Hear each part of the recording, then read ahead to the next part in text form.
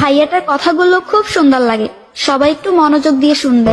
আরে ভাই রে, আল্লাহর কসম রে ভাই, আপনি অনেক ভাগ্যবান রে। কি সুন্দর আপনার একটা কপালে ভিডিওটা কি সুন্দর করে আপনার সামনে চলে আসছে রে ভাই। শেষ পর্যন্ত আমার কথাগুলি শুনেন, আপনার কলিজায় লাগবে।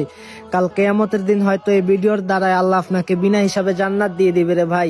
আপনার নবী, আমার নবীজির কালেমা পড়বো আমি এই ভিডিওতে রে ভাই। পারতো আপনার সামনে একটা খারাপ ভিডিও আসতো, আল্লাহ আপনাকে মহাব্বত করছে মন থেকে, আল্লাহ আপনাকে হয়তো একটু হলেও ভালোবাসছে, এই জন্য আপনার সামনে এই ভিডিওটা আসছে রে ভাই।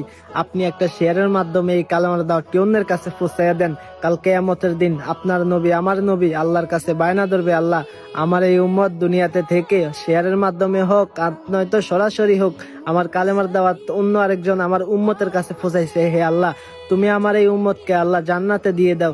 তারপরে আল্লাহ বলবে, ইয়া রাসূলুল্লাহ আমি কি আপনার কথা অমান্য করতে পারি? তারপরে এই উসিলা আল্লাহ আপনাকে বিনা হিসাবে জান্নাত দিয়ে দিবে। সুবহানাল্লাহ, সুবহানাল্লাহ।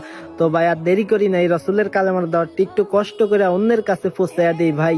লা ইলাহা ইল্লাল্লাহ মুহাম্মাদুর রাসূলুল্লাহ সাল্লাল্লাহু আলাইহি ওয়াসাল্লাম।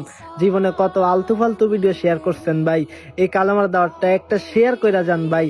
এর দ্বারা যাই দেখতে পারেন ভাই, আপনার কাল হাসরের দিন বিনা হিসাবে জান্নাতে যাইতে পারবেন ইনশাআল্লাহ ভাই।